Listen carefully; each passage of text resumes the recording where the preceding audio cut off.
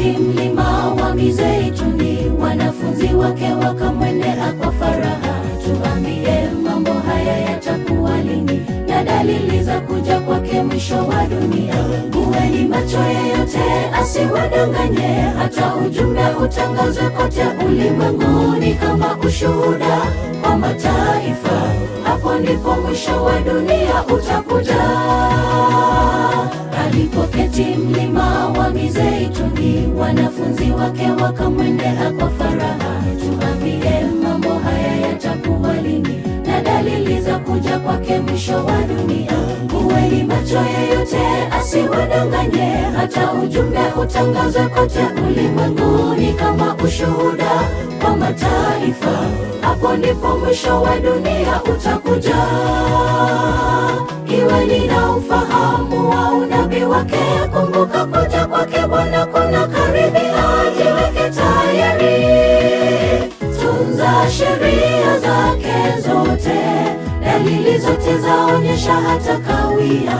Akija akupate wewe unamsubiri. Iweni na ufahamu wa unabii wake. Kumbuka kuja kwake Bwana kuna karibia. Jiweke tayari, tunza sheria zake zote.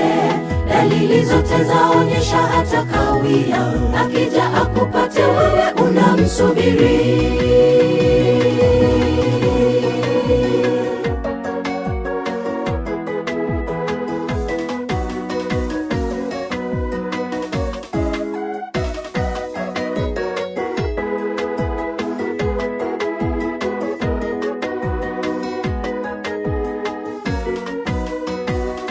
Jikane nafsi, jiepushe na ulimwengu. Upendo wako kwa Yesu usije ukapungua. Kuwa mtiifu kwa Mungu, tangaza Injili kwa wasiomjua Mungu. Jikane nafsi, jiepushe na ulimwengu. Upendo wako kwa Yesu usije ukapungua. Kuwa mtiifu kwa Mungu, tangaza Injili kwa wasiomjua Mungu. Iweni na ufahamu wa unabii wake. Kumbuka kuja kwake Bwana kuna karibia. Jiweke tayari, tunza sheria zake zote. Dalili zote zaonyesha hata kawia.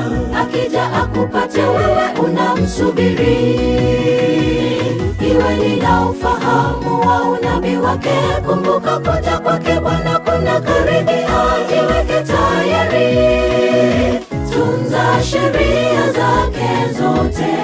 Dalili zote zaonyesha hata kawia. Akija akupate wewe unamsubiri. Iweni na ufahamu wa unabii wake. Kumbuka kuja kwake Bwana kuna karibia. Jiweke tayari, tunza sheria zake zote. Dalili zote zaonyesha hata kawia. Akija akupate wewe unamsubiri.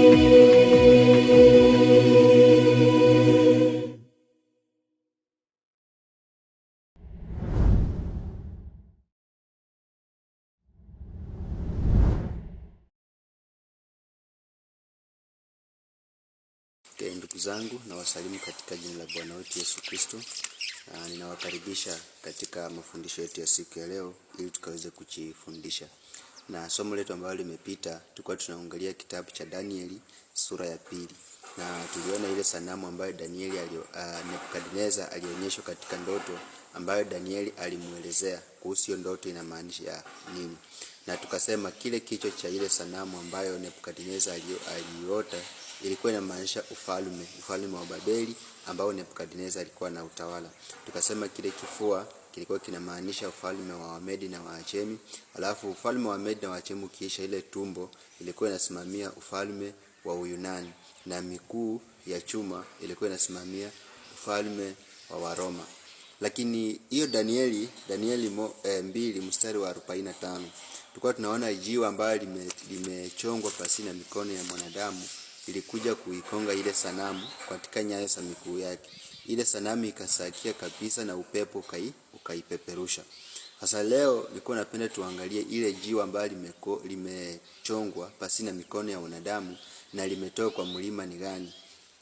Nisoma Danieli 2:45 inasema 2:45 Danieli inasema, for as much as thou sawest that the stone was cut out of the mountain without hands, and that it broke in pieces the iron, the brass, the clay, the silver, the gold, the great god, the clay, the silver, and the gold.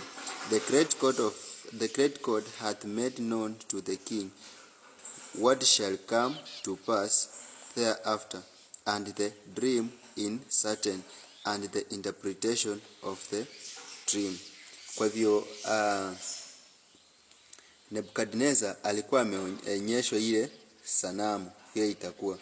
Kwa hivyo leo tunapenda tuangalie, maana ili jiwe kwanza limechongwa kutoka kwa mlima na limechongwa pasi na mikono ya watu. Sasa swali najiuliza, mlima ni nini? Mlima ni nini na jiwe ni nini? Kwanza kabla hatujaelewa jiwe, lazima tuangalie mlima ni nini. Tukaweza kuelewa mlima kwanza ndio tukaweza kuangalia jiwe. Na tutasoma kitabu cha Isaya 2:2 inasema, and it shall come to pass in the last days that the mountain of the Lord's house shall be established in the top of the mountains, and shall be exalted above the hills, and all nations shall flow on unto it. 3 nasema, and many people shall go and say, come ye, and let us go up to the mountain of the Lord, to the house of the God of Jacob, and he will teach us of his way, and we will walk in his path.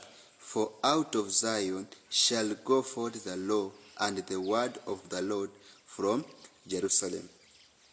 Kwa hivyo hapa tunaangalia mlima ambao ni nyumba ya Mungu, mlima ambao ni kanisa la Mungu. Kwa hivyo kanisa la Mungu linafananishwa na mlima. Kumbuka katika unabii wa Biblia kanisa limetumika vitu vitatu kumaanisha kanisa. Kuna mwanamke ambaye ametumika kumaanisha kanisa, kuna mji ama city Yerusalemu kumaanisha kanisa la Mungu, na mlima. Kwa hivyo hili jiwe limetoka kwa mlima, na huu mlima ni kanisa la Mungu. Kwa hivyo kama mlima ni kanisa la Mungu, ina maana hili jiwe pia ni watu wa Mungu ambao watatoka wapi? Kwa kanisa. Wanaotoka kwa kanisa. Si ati wanatoka kanisani watoke nje, hapana, lakini hao ni watu ambao wamechakuliwa kutoka kwa kanisa, ambao ni jiwe kutoka kwa mlima. Sasa jiwe linaashiria wale watu ambao wanatoka wapi? Kwa kanisa. Sasa tukisoma kitabu cha Petero wa kwanza 2:5 tutakuja kuona hili jiwe. First Peter 2:5. Kidogo nifike hapo. Petero wa kwanza 2:5 inasema, hearken my beloved brethren, had not God chosen the poor of this world rich in faith and shares of the kingdom which upon hiyo nimesoma James, sorry, ni First Peter 2:5. You also as living stone are built up spiritual. Konradi ni First Peter 2:5 inasema hivi, ye also as lively stones are built up a spiritual house, a holy priesthood, to offer up spiritual sacrifices acceptable to God by Jesus Christ. Kwa hivyo Peter analinganisha waumini kama mawe, jiwe la kiroho. Kwa hivyo ili jiwe ambalo limetoka kwa mlima, na tumesoma katika Isaya kwamba nyumba ya Mungu inafananishwa na mlima, na jiwe ambalo limetoka hapo Petro anaashiria kama waumini, nyinyi kama jiwe lawe, sawa?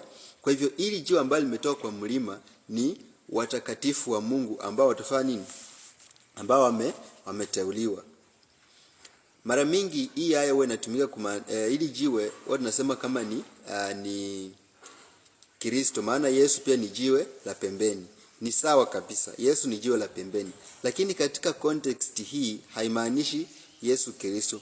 Maana tukimchukulia kama hili jiwe ni Kristo Yesu, najua Kristo Yesu akirudi mara ya pili atatoka wapi?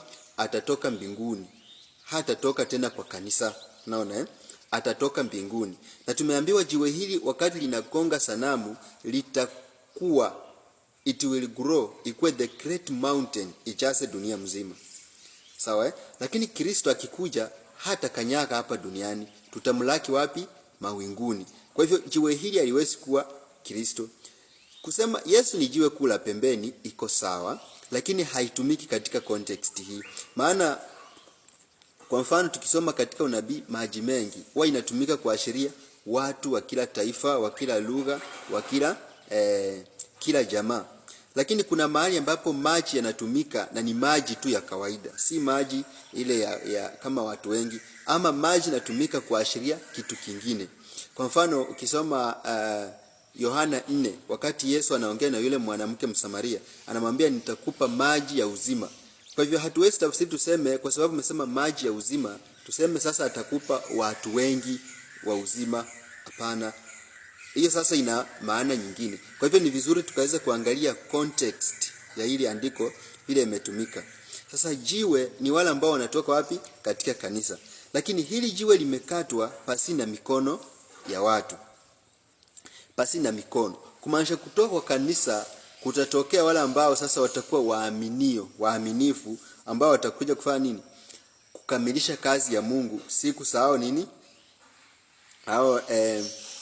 Hao manabii ama hao wafalme ambao jiwe hili likonga ile sanamu. Sasa ukisoma Danieli 2:40 tulikuwa nimesoma, imetengenezwa pasi na mikono ya wanadamu. Kwa hivyo naweza pia kusoma testimony TM 461 na 472 kwa wale ambao labda ni Waadventista wa Sabato. Na ukisoma pia testimony 266:7.1 na 266.2. Kwa hivyo ukisoma hizo verse sitakuonyesha kuhusu hili jiwe.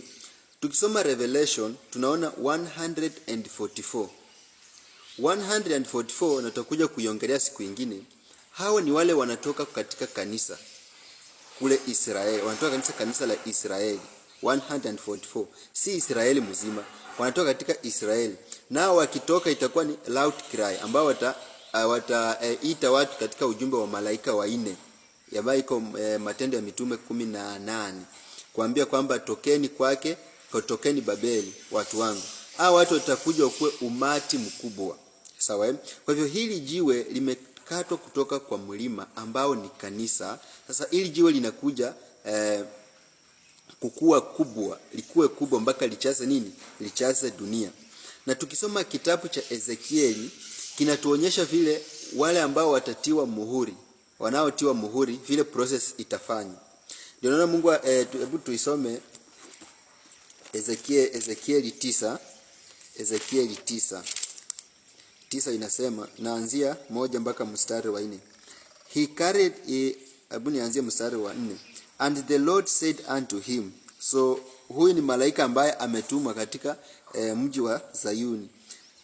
Hebu nianzie 1. He cried also in mine ear with a loud voice saying, mpendwa, lakini utakapohisi kwamba gari laenda pole pole, uamue kushuka mpendwa, uende peke yako. Hapo waweza patana na wahalifu au upotee njia, safari yako ikome. Tulia chumbani, usitoke chumbani, tusalama na Yesu usukani. Safari ya maisha yahitaji uongozo wake Yesu Kristo dereva.